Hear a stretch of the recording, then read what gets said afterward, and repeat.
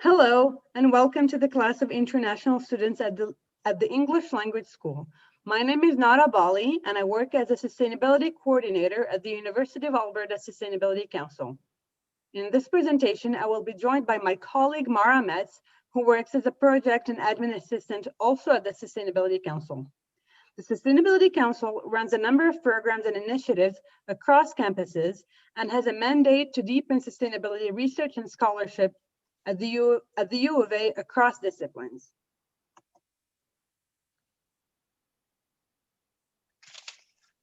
During the first part of today's presentation, we will be talking to you about the Sustainable Development Goals, commonly referred to as the SDGs.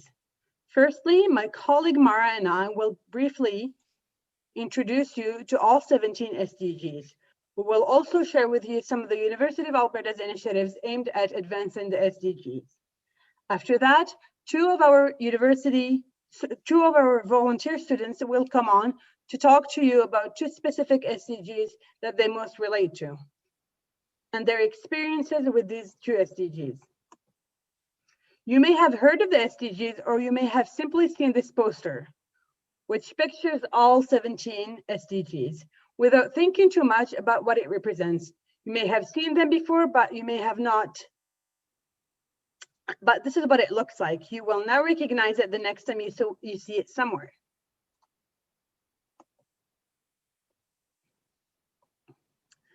The SDGs were launched and adopted in 2015 by all 193 UN member states. They are the successors of the Millennium Development Goals, if you have ever heard of them. It was a process that spanned 3 years following a great deal of community consultations, which saw over 8 million people discuss and frame out the issues that mattered the most in their communities around the globe.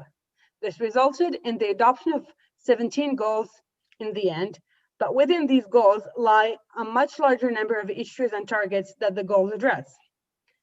Unlike previous frameworks, the SDGs are truly universal agenda. They can be thought of in the context of our own organizations, communities, and countries. To be successful, the framework requires to be looked at transversally, cross-sectorally, and cross-place. The agenda requires policy coherence and interdepartmental participation, and was built with all sectors in mind. The SDGs break down traditional silos between dimensions, places, people, departments, issues, and sectors. Simply put, the SDGs are an attempt at a common shared language across geographies, sectors, and communities. Indicators and targets are very interconnected. They're all about breaking down those silos and proving how interconnected our relationships are with the land, our communities, ecology, and livelihood. Finally, achieving these goals would fundamentally change the world in which we live if we're successful at achieving them.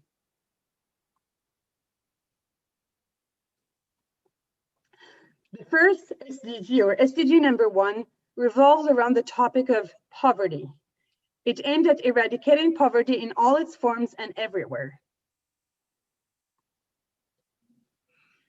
SDG number 2 is on the topic of zero hunger and ending hunger, achieving food security and improving nutrition while promoting sustainable forms of agriculture.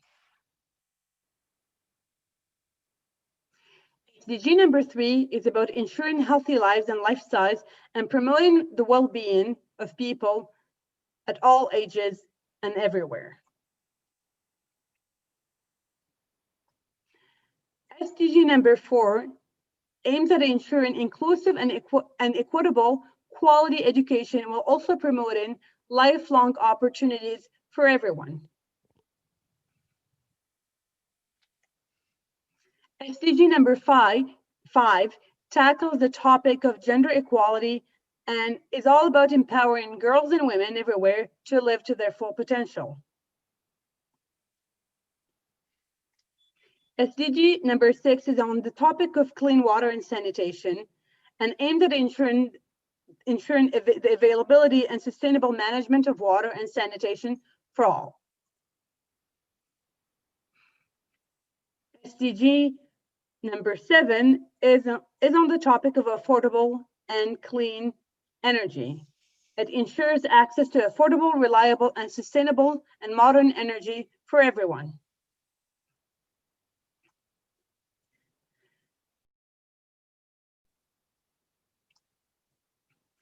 SDG number 8 is on the topic of decent work and economic growth.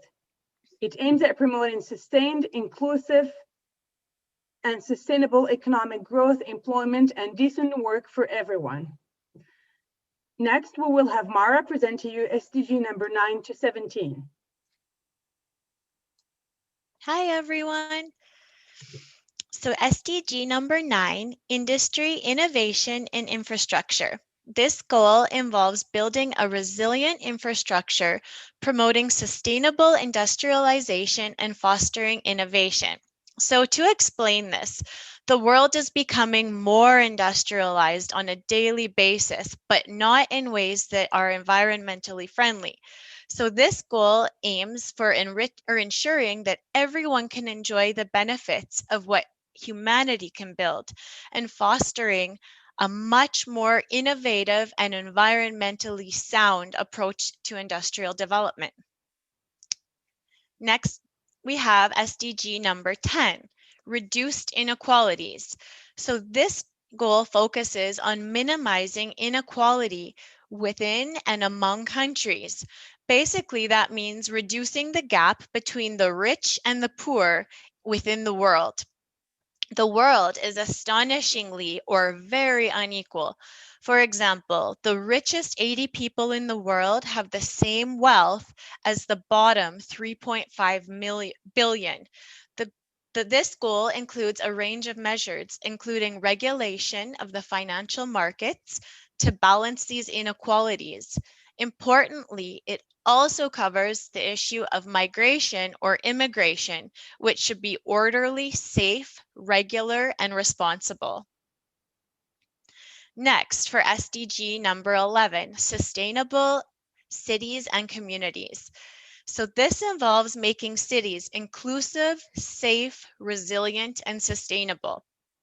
More than half of the world lives in cities, and by 2050, at least 66% will, and most of the growth will happen in cities within Africa and Asia. If those cities are not sustainable, the world will not be also. This goal also covers issues like transportation, disaster preparedness, for example, preparing for a tsunami that might break out, and even the preservation of the world's cultural and natural heritage. Next, we have SDG number 12. This ensures sustainable consumption and production patterns. The world's nations through UN have already agreed to a 10-year framework to make the way we produce and consume goods more sustainable. This goal references that, but also it covers topics like reducing food waste, corporate sustainability practice, government purchasing of goods and services, and making people aware of how their lifestyles make a difference. So even you and I, we can make a difference in the entire world. Next, we'll go on to SDG number 13. It's climate action. So this means taking urgent action to combat or to fight climate change and its impacts. So the Paris Agreement, it was adopted in 2015, and it aims to strengthen the global response to the threat of climate change, ensuring that for the next 100 years, if there's a global temperature increase, making sure that it does not go above by 2 degrees Celsius. The agreement also aims to improve the ability of countries to deal with the impacts of climate change through appropriate financial, so that means flows of money and new technology. Next, we have SDG number 14. Life below water. So this goal is to conserve and sustainably use the ocean, seas, and the marine resources. The global oceans and the life within them are overfished, unprotected, and stressed from climate change and pollution. This goal describes what we must do to save them, which includes lots of research and learning, because we understand so little what lies below the water's surface. The SDGs have given a state of our oceans new visibility. Next, we have SDG number 15, life on land. So this involves sustainably managing forests, combating desertification, halting and reversing land degradation, and halting biodiversity loss. This explains why you see the beautiful tigers depicted here. They require protection of their habitat and biodiversity of their complete ecosystem. Life on land on our beautiful planet Earth is under terrible stress. This comprehensive goal covers nearly every aspect of the threat to the living ecosystem and biodiversity. We cannot afford to lose any more of nature. Next, we have SDG number 16. So this involves promoting peace, justice, and strong institutions. This goal aims at reducing violence, ending torture, decreasing production and flow of arms. So this means things like warfare and guns. Also, reducing corruption. It is very important to create governments and institutions that work for everyone. This goal also includes a target that specifically calls for policies to promote sustainable development, which would certainly include the practice or application of the SDGs themselves. Okay, next we have the last SDG, number 17, and that's partnership for the goals. And this can be achieved by revitalizing or making better the partnership for sustainable development. Goal 17 is about making sure that all countries have what they need, so that they have the right money or the funds, capacity, technologies, etc., to achieve the rest of the SDGs. And the targets are a comprehensive list of such needs, including the need for partnerships and collaboration. Every country, every sector has a role to play.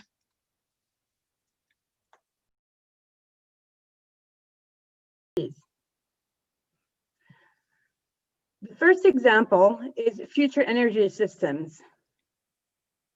This research project was launched in 2016 with a budget of $75 million that came in the form of a grant from the government of Canada's Canada First Research Excellent Fund to help Canada transition to a low net carbon energy economy.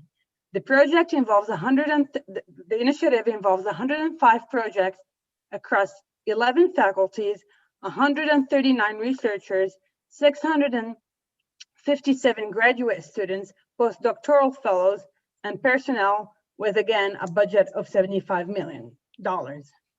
This particular project has ties with objective number 7, which is affordable and clean energy, but also ties in with objective 13, which is climate action.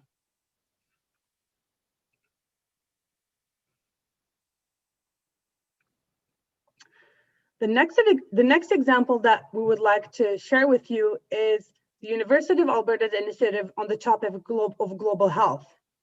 A number of initiatives and projects that exist within the Faculty of Medicine and Dentistry, as well as the Faculty of Nursing and the School of Public Health on the issues listed here included global health education, global health advocacy, community engagement, reproductive and sexual health initiatives, health in indigenous communities, epidemiology, biostatistics, and environmental health do exist. And a lot of work is being done at the University of Alberta in order to address these topics. Another topic that is currently being addressed is the health disparities between First Nations, Inuit, and Métis people and and the specificities that exist within these cultural groups in order to address their health needs.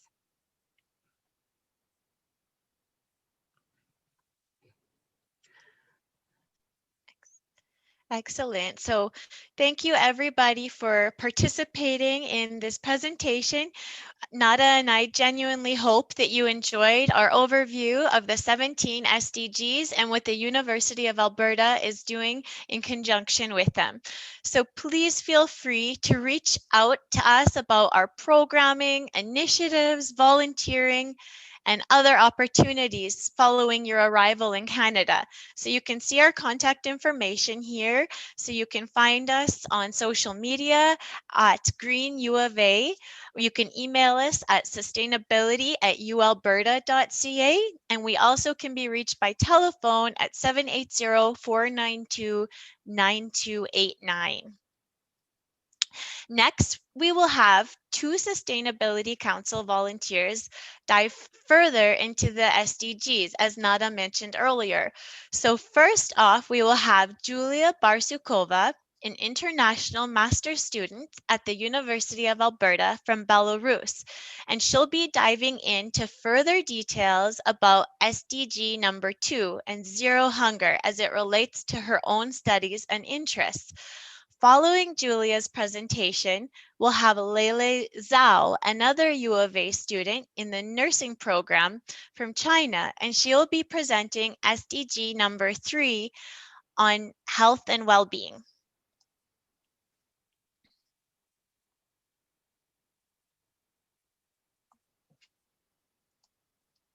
Good luck, everybody, and thank you so much for joining our presentation.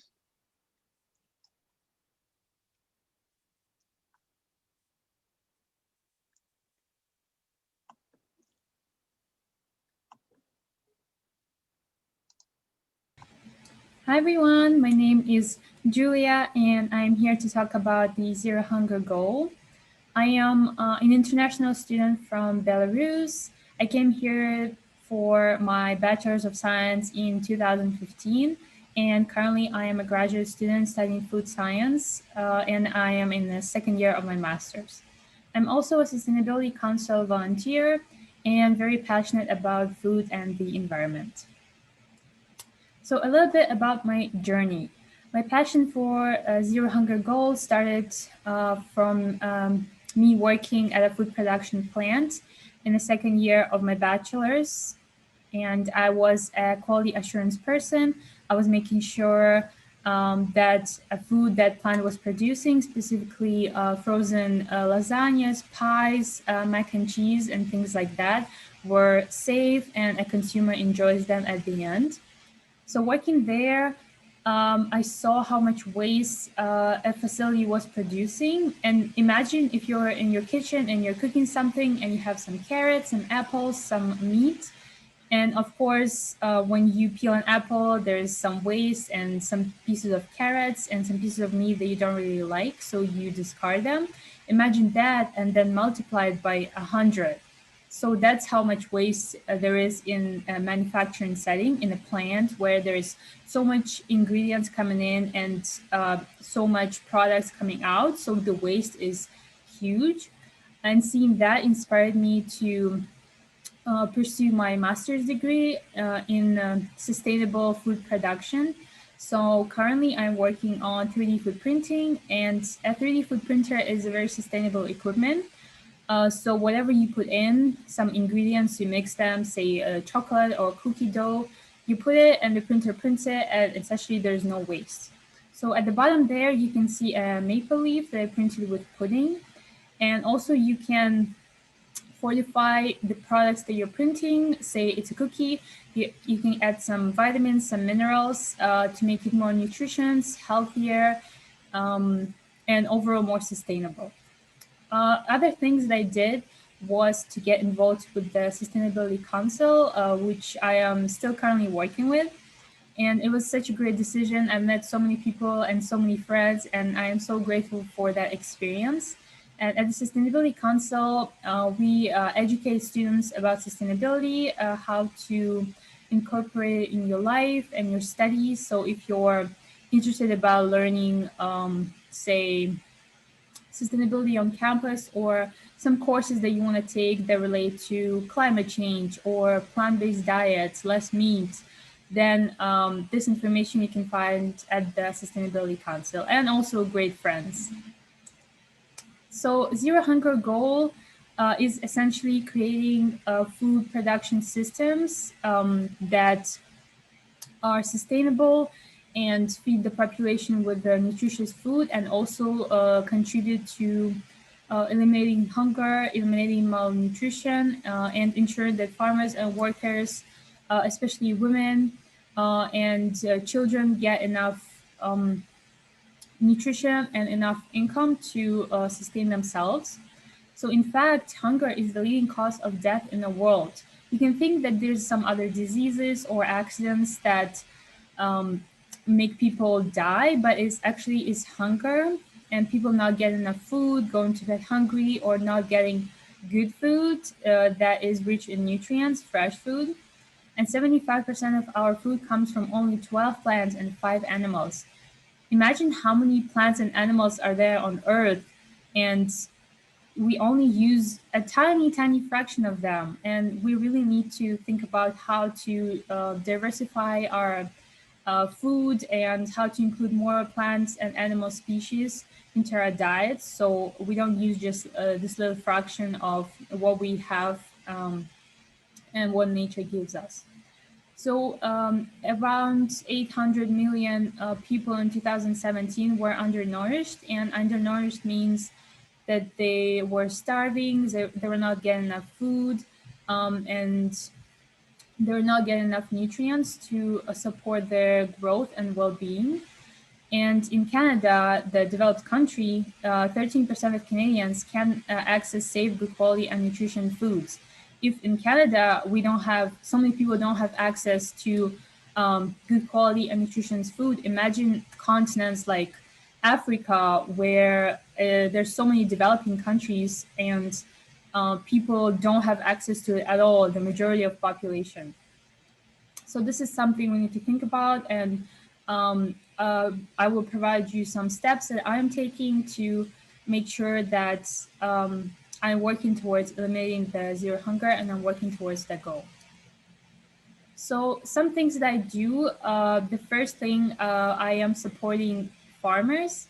Specifically, I'm going to farmers markets. There is a so-called Ulster Farmers Market here in Edmonton, where I buy some veggies, meats, berries, anything that's in season. Also, different crafts, anything that you can ever think about, you can find at a farmers market. And this ensures that our food systems are productive and sustainable, and we support our farmers, and farmers have good enough income, and they are able to make sure that their crops or their meat comes from good sources and is sustainable as well. So if you have a farmer's market in your city, then I would recommend checking it out, seeing what you can buy there, what you can switch, maybe not shopping at the grocery store so much, but supporting farmers directly. Other thing, I switched to plant-based foods, and plant-based foods are the foundation of a very healthy diet with low environmental impact.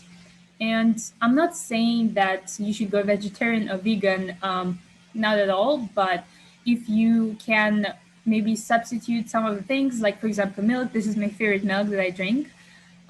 It's a soy milk, so I eliminated cow's milk from my life, and now I drink soy, and it's just as good and nutritious. Or maybe just including more greens like broccoli, or maybe cereal, grains in your diet, and eating just a little bit less meat will also go a long way. Another thing is being involved with research. So like me, you can go to University of Alberta and you can become a scientist. You can work in a chemistry department, biology, agriculture, and you can make sure that the food we're producing and the systems we're developing are sustainable and good for people and for the world. Or you can get involved with the different clubs and groups on campus that work on sustainability or eliminating hunger. and learn a little bit more about that and maybe get involved, make some friends, know what you like, things like that. They will also go a long way. So I hope those tips will be helpful for you, and you can find something that you like in the Zero Hunger Goal, maybe something that relates to you. I included a little bit of picture of campus in winter. So I really hope that all of you can come visit Canada soon, come to University of Alberta, and we are always happy to see you here, and you're always welcome here. Stay safe, happy upcoming holidays, and it was very nice talking to you and sharing my experiences with you. Bye-bye.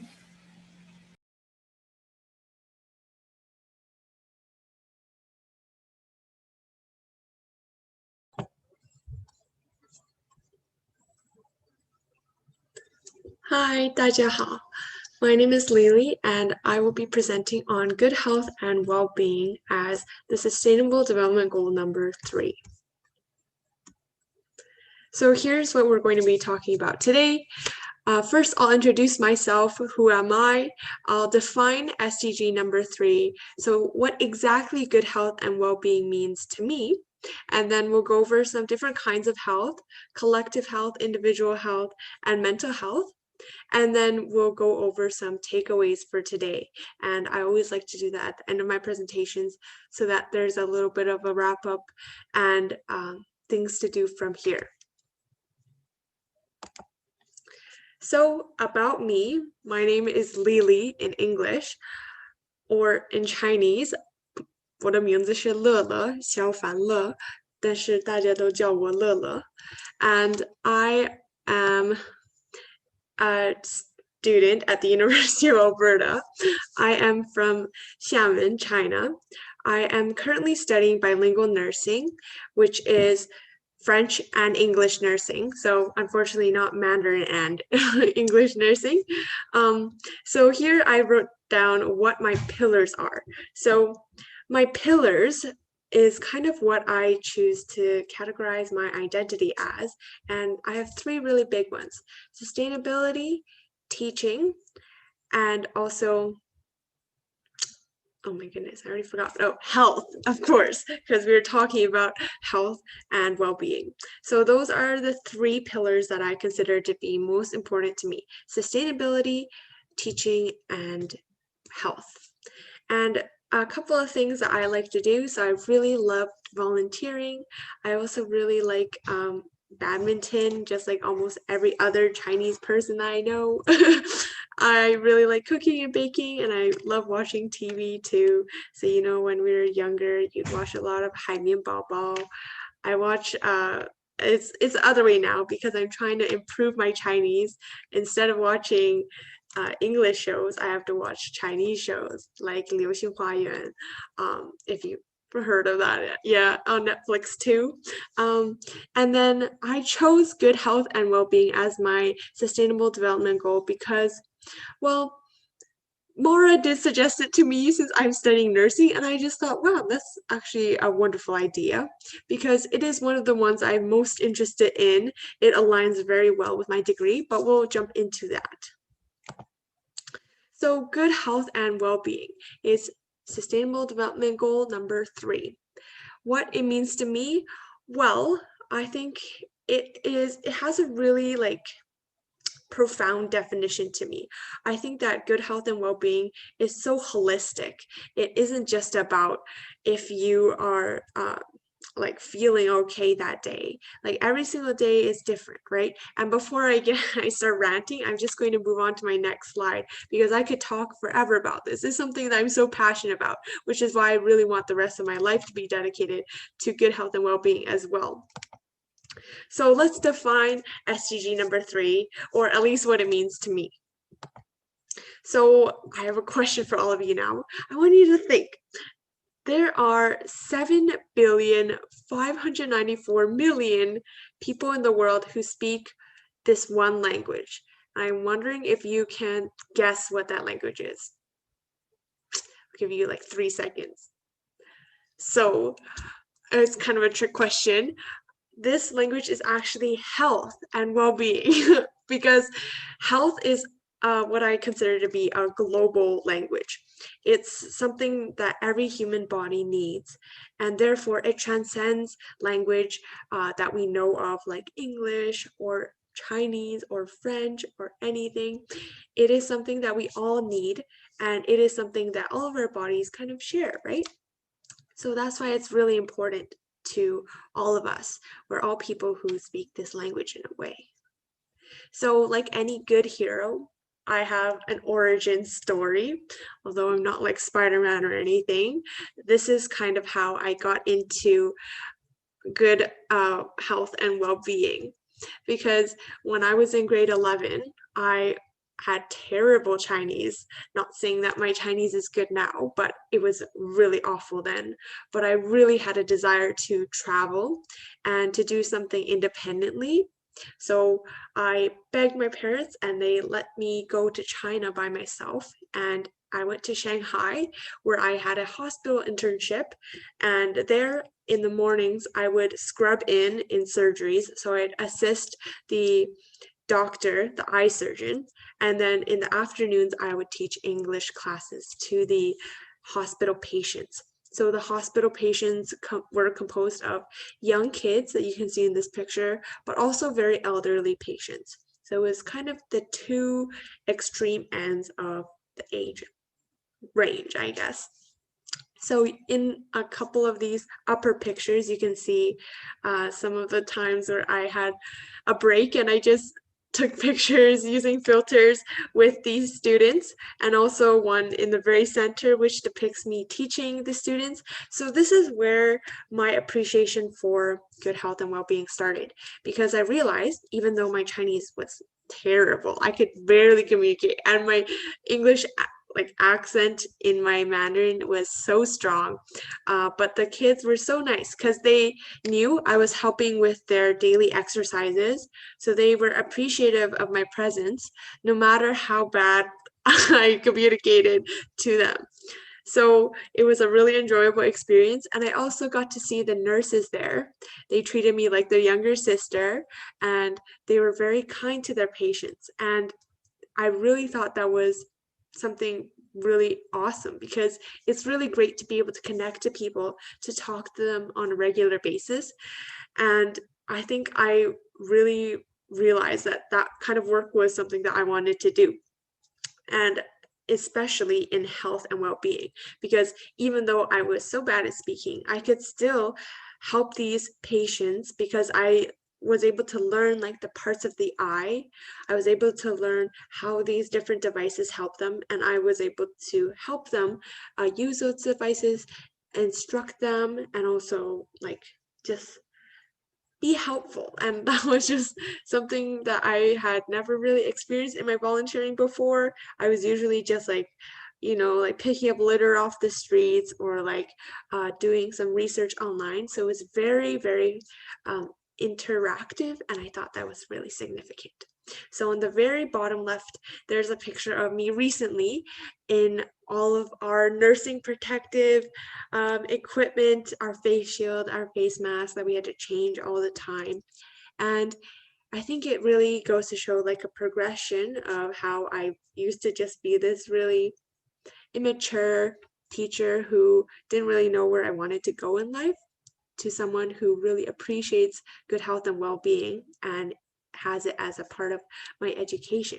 So that is a picture of me with a couple of my colleagues during clinicals, which is when we get to practice hands-on skills that we learn in nursing. So that's a little bit about where my appreciation came from. And now I just want to define good health and well-being in more depth. So I did say that it's like an international language, and I stand by that. So health and well-being, a lot of times people think of this very black and white definition of health. So it's just like, health is just like when you're not sick, right? Well, I think it is much more than that. And I really like how the United Nations put this underneath this very broad goal. They said it is to ensure healthy lives and promote well-being for all at all ages. So when I went to the hospital in Shanghai, sorry, I don't know whether I should use Chinese accent or English accent. Anyways, so when I went there were elderly patients as well as very young kids, so not in my age demographic at all. When I interacted with them, it was really different because I had to adapt how I talked, what mannerisms I used, and that really helps out because it made me realize that even though we are from all different age ranges, we still have this shared belief that we need to improve our health, hence why they were there at the hospital, and also why I was there willing to help them, because I wanted to help them improve and learn about their health. So just to define health a little further. So the World Health Organization has this definition that I really love. So they define health as a state of complete physical, mental, and social well-being, and not merely the absence of death or infirmity. So, like I said, health as an international language that the World Health Organization has put a cap around, is a state of well-being, right? But not just being someone that isn't sick at the moment, but it's to have social and mental well-being, right? And that is where teaching comes into play. And I think that teaching is something that's also very international, right? We are attending university, or we have hopes to continue our schooling because teaching is really important to a lot of our culture right now. So being able to teach good health habits and being able to promote that is a really essential part of health. And you probably have done so without even realizing, right? Maybe you've texted one of your friends and it's like 3 a.m. and they're still active on Facebook or something. So you say like, go to sleep, right? Why are you not asleep? That is a way that you're actively promoting good health, maybe without even realizing it. So there's a lot of those instances in daily life. And I kind of want to connect this to why it's significant to the journey of this goal. So this goal falls under sustainable development, right? And sustainability is something that's becoming really important. It should be really important to begin with, but it's becoming more and more apparent, I should say. And as part of that movement, hopefully, I can say that for myself, it is really important to kind of connect these two things. So when I was in high school, I thought sustainability was almost like a niche that you had to break into it. It was like only the people in like Green Club or Earth Club, who are kind of like hippies, they were the ones that were really into sustainability. But I realized that just like health and well-being, sustainability can be integrated into a way of life, right? So like I said earlier, sleep. So if you're reminding your friend to go to sleep because it's so late, that's just an aspect of your daily life, right? It's really similar in that way. Sustainability can be part of your life just as health and well-being is, even if you're not directly conscious of that fact, right? So once I realized that, I thought that it was really great to be able to incorporate both of those things into my life in a way that I'm conscious of, because that would allow me to be able to apply them better. So I joined Sustain SU as well as Sustainability Council at the University of Alberta, because initially I was like, I really want to meet a bunch of people who are very like-minded, right? So people who think the same as me, because that will push me to become better, to learn more, to research more, right? But then when I joined Sustainability Council, I realized everyone is different, right? They have their own definitions of health, they have their own definitions of sustainability, and they're all from different faculties. I barely saw anyone else that was in nursing, but that was okay. It was actually really cool because that means I was able to be exposed to, actually, I wouldn't say exposed because that usually has a bad connotation, but I was able to interact with more people who were very diverse, and that actually made me learn more rather than having people who are like-minded. So instead of like-minded, I would say that we are very goal-oriented. So we all had the same goal. We upheld the UN SDGs. We thought they were very important in our hearts. And at the same time, we're all from different faculties. So we had our own applications of sustainability. And mine happens to be health and well-being. So for example, I just learned about hygiene in one of my courses for nursing. So it was about how you brush your teeth and wash your hair and stuff. And that helps you make sure that you have good health, right? So we can take that definition into the World Health Organization definition, which is physical, social, as well as mental well-being. So usually if you have like a morning routine, that helps your mental health because you're able to settle down a little bit. It can also help your social health because if you have good hygiene, then you don't smell bad so that people like being around you. It's kind of a stretch, but that's where we're going to interpret that as. And then also physical health, because if you wash regularly, it helps you get rid of some bad bacteria that might linger, right? So even just a simple act of like washing your face or washing your head hair in the morning can be something that is part of your lifestyle. It's sustainable because you can reduce the amount of water that you use when you wash your face by closing the tap when you're not using the water directly, closing the light if it's bright enough in the washroom. And then in turn, those are both things that are contributing to sustainability, to health and well-being, and also a part of your life, right? All right. So that is the significance of the goals journey, I would say. So how the sustainability development goal number 3, good health and well-being, can play into your life as well as sustainability. So next, we're going to quickly talk about kinds of health. So collective health is really important, especially today. So I have this picture of a bunch of different people on the very left side of the screen, and also a world map. And collective health, so basically just meaning public health or the health of the population, the health of the whole, right? It's something that's very important because it includes everyone. It's affected by organizations like the United Nations, like the World Health Organization, like national governments. And we've seen that it has been a huge blow on public health recently with the COVID-19 pandemic. And I'm sure you're all thinking of ways that it has affected you personally too, right? So yes, collective health is a very important aspect because collective health is composed of a lot of different aspects. So I want you to know that just like everyone in that picture, they're very close-knit. However, there are very diverse and different people, right?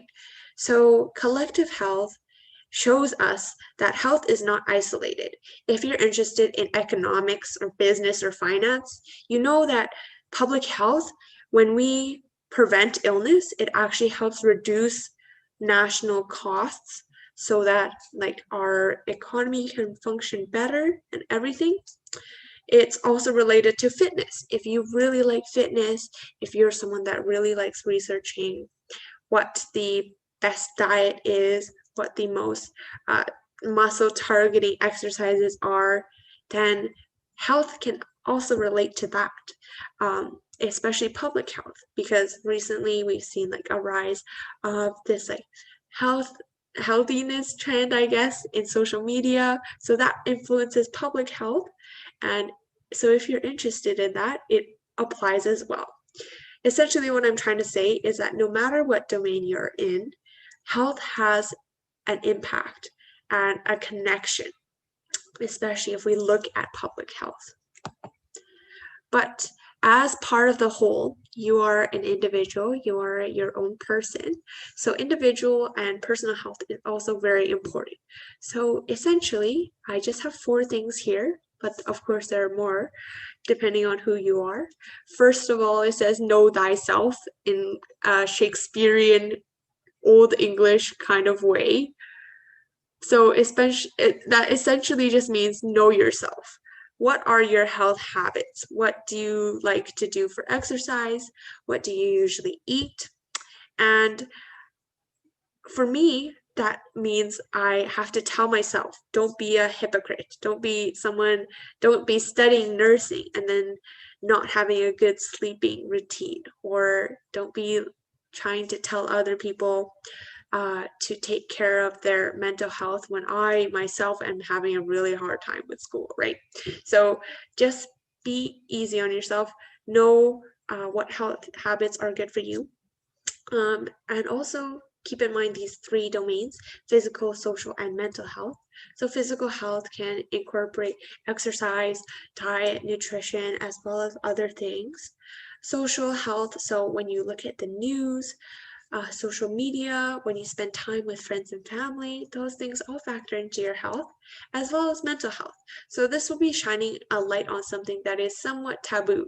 So mental health is basically, what taboo means is like we don't really like talking about it that much because in the past, sometimes mental health has been portrayed as in a negative light, like it's not really something that we should talk about. It's something that's very problematic, but we're going to talk about it today. Whoops. So mental health, some things that you might experience as a student is stress, anxiety. Those are actually very common for people our age. So don't be scared if you feel like you are stressed out before an exam, or if you're anxious about university. Those are all very normal, right? So, and it like all falls under mental health. Some techniques is, I'm just going to make some really broad general recommendations, but you have to find what works for you, right? I really like going on walks, taking deep breaths. I also really like waking up early so that I don't feel stressed by leaving things later in the day. But those are just some of my personal habits, right? You can also seek help. So there's lots of resources at the University of Alberta. You can talk to family and friends, and there are also lots of local resources for mental health. So mental health is something that is really important because it plays a role in your other domains of health, in physical as well as social health. So take care of it. Don't be scared to recognize that it is there. And because we all have our own brains and minds, it means that mental health is automatically a part of you. So you can't really avoid it. So just take very good care of it.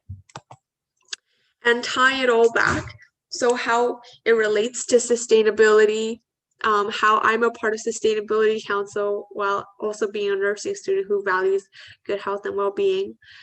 So I have like the recycling symbol there, as well as a family, just to show the connection between sustainability and health. So it's applicable because sustainability and health are both parts of my lifestyle, like I said, but it's really rewarding to learn more about something that really makes me happy and interested to learn about. So I do really love learning about good health and well-being. I think it's very interesting to learn about drugs, to learn about how they help people, to learn about different communication techniques, to talk to patients. But at the end of the day, I think that in discovering how it relates to sustainability, which is this big thing about our planet, about all of us as a whole, is really interesting. So last year, as a part of Sustainability Council, I was able to do a little bit more research on the intersection between health and sustainability. And that was before COVID-19, but it was really interesting, and I discovered a lot of connections. Like, for example, when you go to the hospital, they have a lot of single-use packages because they need to keep things sterile and clean inside of them. So the doctors just rip open something and they use whatever's inside, and they just throw away all that plastic, all that paper, and it's not recycled or disposed of very well. So they produce tons and tons of waste. So that's an area that I'm very interested in. How can we reduce hospital waste, right? Those are big questions that relate to each other in terms of sustainability and health. So I think that's very intriguing, and that's just a little bit of a personal angle on how these two things relate. But ultimately, I want you to discover how it's important to you, right? Because it doesn't really matter what I think. At the end of the day, it's what you think. So let's go over some takeaways for today. So basically what I would like you to remember or to really take to heart after this presentation. So take care of yourself. So at the center of SDG number 3, at the center of good health and well-being is you. And why I say that is because remember we talked about all those concepts today, collective health, public health, as well as individual and personal health, right? So if you take care of yourself, you are part of the whole. And that really helps out because you can set a good example for others as well as being a really good person to yourself. So learn about your body, take care of it in a way that you really like, and set your own goals, right? SDG number 3 is just a goal set by the United Nations. Yes, it is something we can look up to, something that we can strive towards. But ultimately, if it feels really out of reach, I also feel that way, okay? It's okay. Just set your own goals.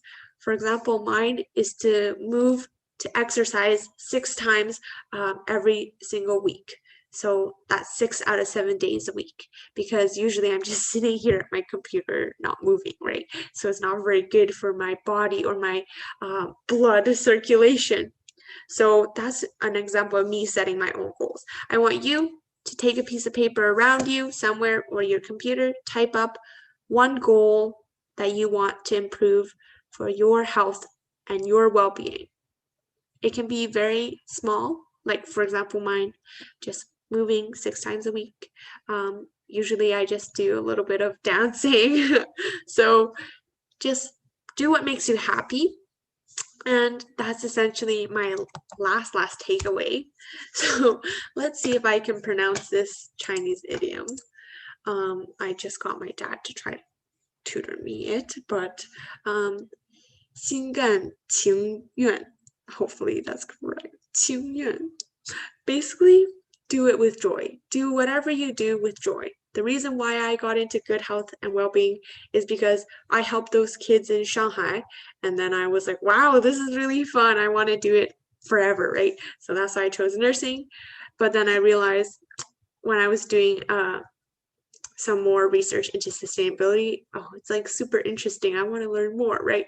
And that's why I decided to do Sustainability Council. And then every single time I volunteer for Sustainability Council, I'm just very happy. Every single time I learn my courses for nursing, I'm also very happy.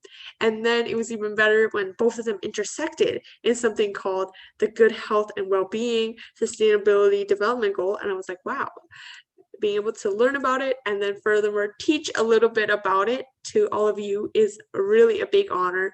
And I just want to say thank you for letting me be able to present today. I hope I kind of connected the dots a little bit, because I know the idea of good health and well-being is just so abstract. It's so out there, right? But it can start with you and what you do. So thank you so much. I hope you have a good rest of your day. 谢谢，再见。